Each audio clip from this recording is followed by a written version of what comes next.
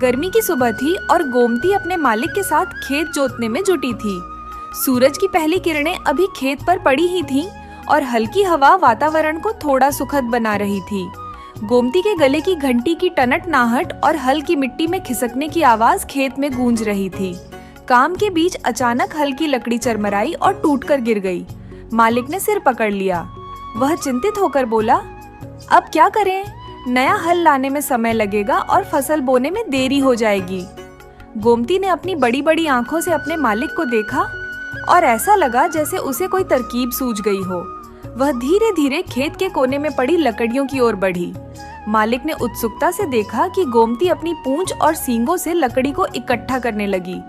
गोमती ने अपनी सूझबूझ से एक मजबूत टहनी को हल के टूटे हिस्से में फिट करने की कोशिश की। उसके इस प्रयास को देखकर मालिक ने भी उसकी मदद की। थोड़ी मेहनत के बाद लकड़ी के टुकड़ों को हल से जोड़ दिया गया। हल अब पूरी तरह से काम करने के लिए तैयार था।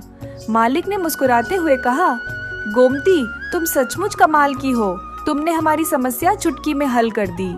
गोमती ने अपनी बड़ी मासूम आंखों से उसे देखा, जैसे वह कह रही हो, यह तो मेरा फर्ज था।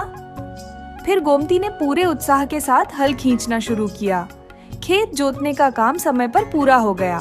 गांव वालों ने जब यह किस्सा सुना तो गोमती की खूब तारीफ की। बच्चे गोमती के पास आकर उसे प्यार से सहलाने लगे और कुछ लोगों ने उसे फूलों की माला पहनाई। उस दिन के बाद गोमती सिर्फ एक साधारण गाय नहीं, बल्कि गांव की समझदार और मेहनती गाय बन गई। उसका जुगाड़ वाला यह किस्सा पूरे गांव में प्रेरणा का कारण बन गया।